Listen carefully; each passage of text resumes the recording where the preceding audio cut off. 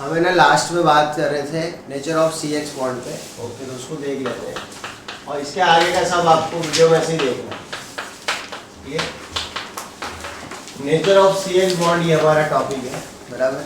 तो nature of CH bond में ध्यान रखना है कि जो CH बॉन्ड का नेचर है, बराबर, तो वो कोवैलेंट पोलर नेचर है। कैसा नेचर है? कोवैलेंट पोलर नेचर है। यहाँ पे क्या होता है कि इलेक्ट्रॉन यहाँ रहते हैं बॉन्ड के अंदर, बराबर। इसकी इलेक्ट्रोनेगेटिविटी ज़्यादा होती है, इसकी कम होती है। तो ये पार्शियली इलेक्ट्रोनेगेटिव हो जाएगा, ये हो जाएगा पार्शियली इलेक्ट्रो पॉजिटिव, बराबर। तो ये जो बॉन्ड है वो कैसा बन जाएगा? ये बॉन्ड बन जाएगा पोलर कोवैलेंट। कैसा बॉन्ड रहेगा? Polar covalent. अब CH बॉन्ड के बारे में बात करें तो हमारे पास अलग अलग टाइप के अल्काइल हैलाइड होते हैं। अल्काइल आप समझते होंगे, R है और ऐसे बॉन्ड से जुड़ा है तो इसको हम अल्काइल कहते हैं। यहाँ पे मिथाइल, इथाइल, प्रोपाइल, ब्यूटाइल कुछ भी हो सकता है। वो आप जैसे जैसे देखते जाएंगे आगे के लेक्चर सब कुछ समझ में आता जाएगा।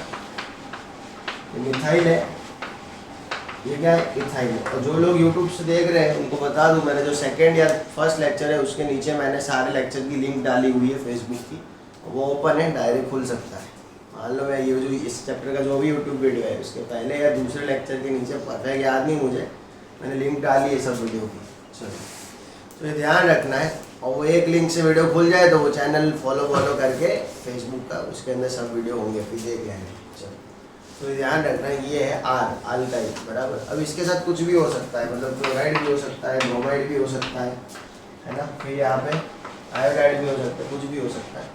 हमें अलग अलग टाइप के मिल सकते हैं, RF, RCl, RBr और Rl। तो अलग अलग टाइप के हमें अल्काइल हैलाइड मिल सकते हैं। Alkyl fluoride, alkyl chloride, alkyl bromide और अल्काइल आयोडाइड। डिफरेंट टाइप के अल्काइल हैलाइड हमारे पास हो सकते हैं।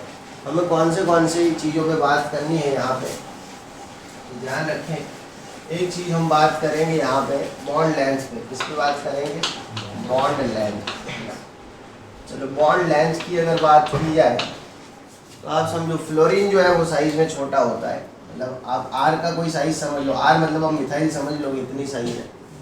जो भी मिथाइल है CH3, इसकी साइज इतनी है, आप समझ लो। और फ्लोरीन है, इसकी साइज इतनी होती है। कितनी होती है? इतनी, फ्लोरीन की। फिर R का साइज तो सेम रहेगा, कांस्टेंट, और क्लोरीन थोड़ा बड़ा होगा उससे।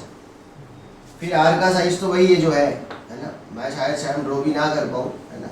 ये R का साइज वही है। ब्रोमीन थोड़ा और भी बड़ा होगा, R का साइज तो वही है, और आयोडीन उससे भी बड़ा होगा। तो ये हमारा R है, बराबर। ये क्या है? Fluorine, chlorine, bromine, iodine.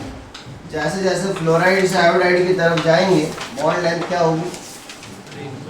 Increase करेगी, क्योंकि आयोडीन साइज में बड़ा होता है, तो बॉन्ड लेंथ बढ़नी चाहिए। और बॉन्ड लेंथ क्या होती है?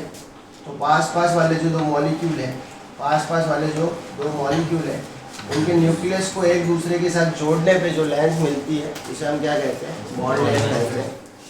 तो होगा ये कि नीचे जाने पे बॉन्ड लेंथ क्या करेगी? इंक्रीज करेगी। नीचे जाने पे बॉन्ड लेंथ क्या करेगी? इंक्रीज करेगी। RF से RCl, RBr और Ri की तरफ जाने पे बॉन्ड लेंथ क्या करती है? इंक्रीज करती है। मेरा 6 चैप्टर का गोल है ना, 2 चैप्टर पीछे है हमारा हमसे, ये ध्यान रखना। जब तक के लिए नई बैच में 2 चैप्टर ना कर पाए तब तक के लिए सही नहीं है हमारे लिए। हो गया? आपके दिमाग से सब कुछ होगा एग्जाम में, ये दो है, मैं कुछ नहीं सोचता है ऐसा। मेरी सिस्टम है, उसके हिसाब से सब काम हो तो ही मेरे को फॉलो होता है। वो ठंडी गर्मी के हिसाब से मेरा चैप्टर उस हिसाब से चलना चाहिए।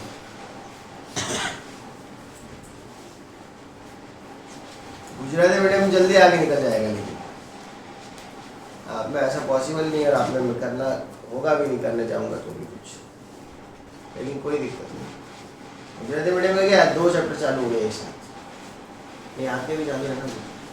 हाँ, लेकिन उस पर स्पीड ज़्यादा है मेरी इलेक्ट्रोकेमिस्ट्री, क्योंकि मैं इंग्लिश का करवा के गुजराती में गया ना। हाँ, तो फिर कोई चैप्टर किसी को करवा के दूसरे में जाऊँगा तो उसकी स्पीड ज़्यादा आ जाएगी।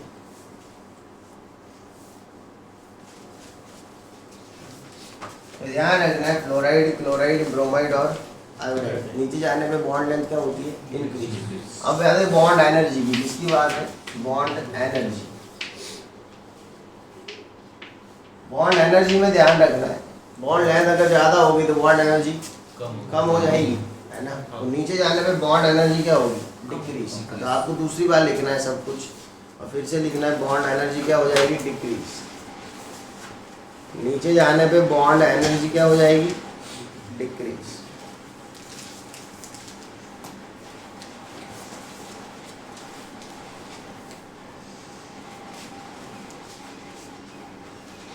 तो बॉन्ड एनर्जी, ये बॉन्ड लेंथ नीचे जाने पे क्या करती है, इंक्रीज करती है, बराबर।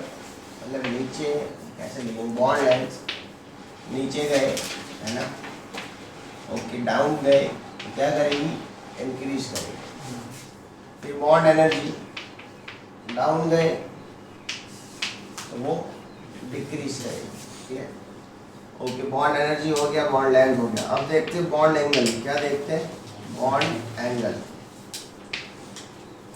बॉन्ड एंगल नीचे जाने पे इंक्रीज करता है, क्या करता है, इंक्रीज, हाँ इंक्रीज करेगा, बराबर है। बॉन्ड एंगल अगर डाउन जाएंगे तो इंक्रीज करेगा, बॉन्ड एंगल डाउन जाने पे क्या करेगा, इंक्रीज करेगा।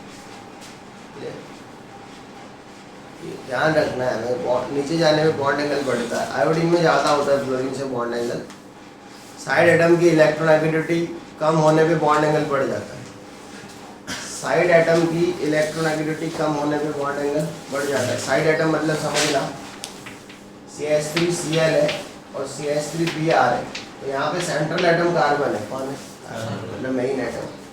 और साइड एटम में क्या है, H H H और Br है, और यहाँ पे देखा जाए साइड एटम में क्या पढ़ा तो H H, मतलब नीचे क्लासरूम इसके बाद नीचे पहले आपको यहाँ सेट हो रहा है क्लास, ना ना मेरे को तो कुछ नहीं था, मैं तो जो वहाँ बैठे वहाँ आ गया, क्लासरूम में याद नहीं रहेगा। मतलब क्लासरूम में क्या सबका ध्यान रहता है, वो डेस्क पर, कोई बात नहीं। अभी तो नाश्ता बाकी होगा ना, नाश्ता कर लो, ठीक ठीक, सच में कर लिया कि ऐसे, उसमें तो नहीं, आप झूठ नहीं बोलते, है ना। अब तो क्लासरूम में बैठने का उसमें क्या, मेरे को थोड़ी याद था कि क्लासरूम में आप जहाँ बैठे होंगे आपने लाइट कहाँ चाहिए, ऐसा है। चलो H H H और Cl, समझिए। तो ये हो जाएगा CH3Cl। तो यहाँ पे बात ये है कुल मिला करके, ये जो Cl है ये क्या है, समझिए, और यहाँ पे क्या है, Br है, तो ये साइड एटम है। बाकी के साइड एटम सेम है तो उनको तो इग्नोर कर देंगे, हम देखेंगे क्लोरीन और ब्रोमीन को। तो किस साइड एटम की ज़्यादा इलेक्ट्रोनेगेटिविटी, तो कम हो जाएगा बॉन्ड एंगल। मैं बोल रहा हूँ bond angle proportional to 1 upon electronegativity of side atom, ये बोल रहा हूँ मैं, समझिए। Bond angle proportional to 1 upon electronegativity of side atom. ज़्यादा रूल अगर जानने हैं आपके बॉन्ड एंगल के, तो मैं केमिकल बॉन्डिंग की वीडियो है ऑलरेडी मेरे, है ना, वो देख सकते हैं आप क्रैश कोर्स से पहले। उसके अंदर बॉन्ड एंगल की 3 वीडियो स्पेशल, एक डेढ़ घंटे की 3 वीडियो होंगे, और उसके अंदर बॉन्ड एंगल के सिवा कोई टॉपिक पे बात ही नहीं होगी पूरी। लेकिन अकेले बॉन्ड एंगल की वीडियो देखने से समझ में नहीं आएगा, आपको स्टार्टिंग से लेके बॉन्ड एंगल तक का टॉपिक देखना पड़ेगा, तब समझना है। बॉन्ड एंगल समझ में आ गया। दूसरा होता है बॉन्ड पोलैरिटी। क्या होता है, बॉन्ड पोलैरिटी। बॉन्ड पोलैरिटी समझते हो, ओके। पहले बॉन्ड पोलैरिटी समझा देता हूँ क्या होता है। पोलर बॉन्ड समझिए क्या होता है। पोलर बॉन्ड किसको बोलते हैं बाप जी, पोलर बॉन्ड क्या होता है, ऐसे बॉन्ड के नीचे ऐसे लिखा होता है कि ये बॉन्ड पोलर है, तो पोलर बॉन्ड क्या होता है, पोलर एटम हम लोग नहीं, हाँ पोलर बॉन्ड क्या होता है, पोलर बॉन्ड क्या होता है, पोलर बॉन्ड, हाँ जिसके पास पोल होते हैं पॉजिटिव नेगेटिव, उसको पोलर बॉन्ड बोलते हैं। उसमें क्या है, छोकरी को नहीं क्या भाई, लंबा वाड़ है, तीनों आवाज है, छोकरी जब इलाज तो है छोकरी, बस। तो पोलर बॉन्ड कौन है? जिसमें पॉजिटिव और नेगेटिव पोल है वो पोलर बॉन्ड है। मान लो ए और बी के बीच में बॉन्ड है, अब कोई चार्ज ही ना हो इन दोनों पे तो नॉन पोलर। ये कि ना भाई हम पॉजिटिव ने अब एम के हमें नेगेटिव, तो इसको बोल देंगे पोलर बॉन्ड। तो वही तो पूछ रहा है। मान लो ये भी है और दूसरा है एक्स वाई। क्या है? एक्स। यहाँ पे चार्ज ये है और एक्स वाई पे चार्ज ये है। कुछ समझ में आ रहा है? ये नहीं है कि मैं भूल के दो ये ड्रॉ कर रहा हूँ, जानबूझ के। ये क्या, यहाँ पे चार्ज कैसा है? कम है। यहाँ पे चार्ज कैसा है? ज़्यादा है। तो ज़्यादा चार्ज है तो वो मोर पोलर बॉन्ड है। क्या है? और कम चार्ज है वो लेस। अब बात ये ज़्यादा कम क्यों हो रहा है चार्ज? इलेक्ट्रोनेगेटिविटी डिफरेंट की वजह से। किसकी वजह से? Electronegativity difference. समझो, मैं बोलूँ आपको HCl है और HBr है। इसकी इलेक्ट्रोनेगेटिविटी 3 होती है। कितनी होती है? 3। इसको इलेक्ट्रोनेगेटिविटी 2.1 होती है। इसकी इलेक्ट्रोनेगेटिविटी परफेक्ट नहीं याद मेरे को, पर 2.8 होती है। परफेक्ट श्योर नहीं हूँ मैं इसके बारे में। और इसकी इलेक्ट्रोनेगेटिविटी कितनी होती है? 2.1। अब इसका डिफरेंट कितना आएगा? 0.9। और यहाँ पे डिफरेंट कितना आएगा? 0.7। समझिए इलेक्ट्रोनेगेटिविटी डिफरेंट, समझे कि नहीं? मतलब दोनों की इलेक्ट्रोनेगेटिविटी में क्या और इलेक्ट्रोनेगेटिविटी ऐसी होती है वो तो पता है कि ये भी नहीं पता ऐसे नंबर में आती है। फ्लोरीन की 4 होती है, लिथियम की 1 होती है, हाइड्रोजन की 2.1 होती है। बता दो है ना इलेक्ट्रोनेगेटिविटी ऐसे। ये फ्लोरीन की 4, फिर फ्लोरीन के बाद कौन सा? ऑक्सीजन की 3.5, नाइट्रोजन की 3, और ये फ्लोरीन की 4 है, फिर फ्लोरीन की 3 है और नाइट्रोजन और फ्लोरीन की इक्वल है। ये सब देखा तो है ना कभी लाइफ में कि यहाँ आने से 0.55 कम होती है। हाँ चल, तो ये इलेक्ट्रॉनिक डिफरेंट है। तो यहाँ पे क्या होगा? पॉजिटिव और नेगेटिव थोड़े बड़े होंगे, इसके मुकाबले यहाँ पे पॉजिटिव और नेगेटिव छोटे होंगे। समझिए, तो हम बोलेंगे ये ज़्यादा पोलैरिटी है, पोलैरिटी कम है। तो हमारे पास है RF,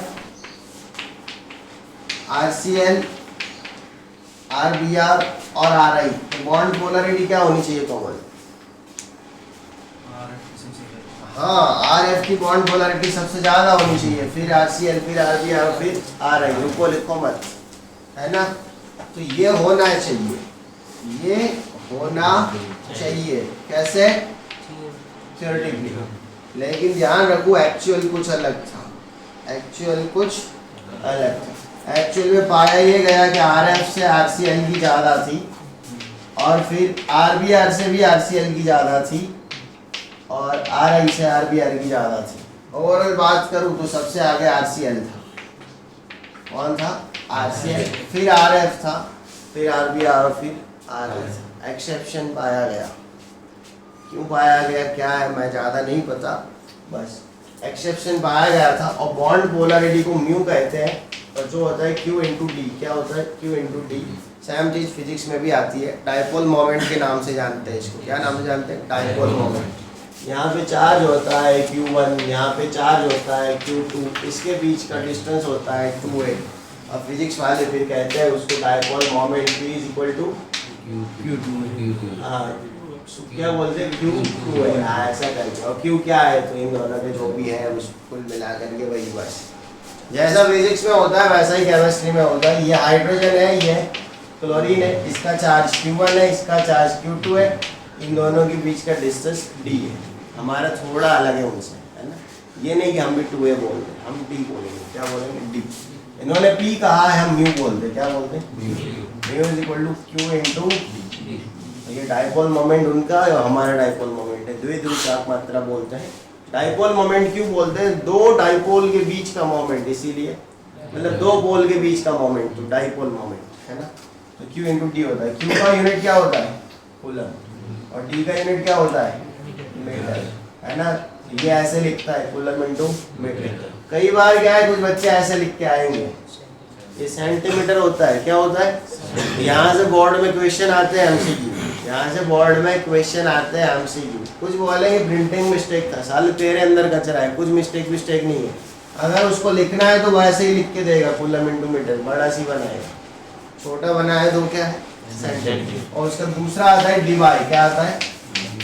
ध्यान रखना, इसका दूसरा यूनिट क्या होता है? डिवाई। कई बार AIPMT में पूछा गया है ना? देख लेना पेपर उठा के। कि जो डायपोल मोमेंट है उसका यूनिट क्या होता है, डी बाय। नीट आई तब से नहीं आ रहा क्वेश्चन, गायब सा है ना, AIMT में पूछा गया कि डायपोल मोमेंट का यूनिट क्या होता है, डी बाय। और डायपोल मोमेंट अकेली चार्ज पे डिपेंड नहीं करती, वो डिस्टेंस पे भी डिपेंड करती है। कहीं ना कहीं ऐसा रहा होगा कि क्लोरीन, मैं नहीं मानता कि 2 फैक्टर पे ही डिपेंड करती है, कोई और भी फैक्टर होंगे जो डायपोल मोमेंट को इफेक्ट करते होंगे, इसी वजह से ही क्लोरीन आगे आ रहा है फ्लोरीन से। बाकी अकेला चार्ज और डिस्टेंस ही होता तो फ्लोरीन आगे रहना चाहिए था, ठीक है। लेकिन ये ध्यान रखना है, अगर पूछे तो आपको ये ऑर्डर लिख के आना है, फिर आपको जो दिख रहा है वो नहीं लिखना, ये केमिस्ट्री है, ये सही है। CCl बॉन्ड सबसे ज्यादा पोलर होता है, और मैंने लिखा है क्वेश्चन में, यही क्वेश्चन ऐसे पूछेंगे, CCl, CF, CBr, CI, right और रॉन्ग। पगले आगे बोलेंगे ऐसा तो पढ़ा ही नहीं है, अरे वो आर ही तो मिथाइल है, और मिथाइल के H ना लिख के C लिख दिया तो फर्क क्या पड़ रहा है, समझे। तो क्या क्या चीजें पढ़ाई CX बॉन्ड के नेचर में, बॉन्ड कैसा होता है, पोलर कोवैलेंट है ना। दूसरा क्या पढ़ा है, बॉन्ड लेंथ नीचे आने पे बढ़ती है, बॉन्ड एनर्जी नीचे आने पे कम होती है, फिर बॉन्ड एंगल नीचे आने पे बढ़ता है, फिर बढ़ा है बॉन्ड पोलरिटी, वैसे तो नीचे आने पे कम होती है, लेकिन एक एक्सेप्शन है, CCl bond is more polar है ना। और डिवाई में वैल्यू भी दी होगी आपकी बुक के अंदर सबकी, एक टेबल जैसा कुछ रहेगा बुक के अंदर, और उसके अंदर सबकी डिवाई वैल्यू दी है, आप देख लो। CH3Cl का 1.860 है वैल्यू, जो सबसे ज़्यादा है डिवाई के अंदर है ना। और डिवाई में दिया है डायपोल मोमेंट, इसका मतलब कहीं ना कहीं डायपोल मोमेंट का यूनिट होता है डिवाई। बॉन्ड लेंथ देखो नीचे जाने पे बढ़ता ही जा रहा है, कोई एक्सेप्शन नहीं है। बॉन्ड एनर्जी में नीचे जाने पे कम ही हो रही है, कोई एक्सेप्शन नहीं है। लेकिन डायपोल मोमेंट में आप देखो 8.84, फिर हो गया 8.6, यानी कि बढ़ रहा है नीचे जाने पे, एक नज़र पे ऐसा लगा, फिर साला कम हुआ और भी कम हो गया, इसका मतलब यही सही है उसके लिए, है ना। तो ये टेबल का पूरा MCQ करवा दिया मैंने यहाँ पर आपको, समझ गए। ओके, इसके सिवा CX बॉन्ड नेचर में कुछ दिया नहीं होगा, इतना ही दिया होगा। आप एक बार फटाफट से नज़र अंदर कर दो कि CX बॉन्ड नेचर में इसके अलावा कुछ है कि नहीं। एक चीज़ क्लियर कर देता हूँ, ये थ्योरी के वजह से काम क्या नहीं है, ओनली MCQ आएंगे यहाँ से, तो रट्टा ना मारे इसको, थ्योरी करनी है, कौन सी करनी मैं बता दूंगा। अभी तक एक भी थ्योरी आई ही नहीं है जो करनी थी चैप्टर में, ना तो वीडियो लेक्चर में मैंने कोई थ्योरी पढ़ाई है, और ना ही अभी कोई थ्योरी पढ़ाई है। थ्योरी पोर्शन कल से स्टार्ट होगा, थ्योरी का पोर्शन चैप्टर का कल से स्टार्ट होगा।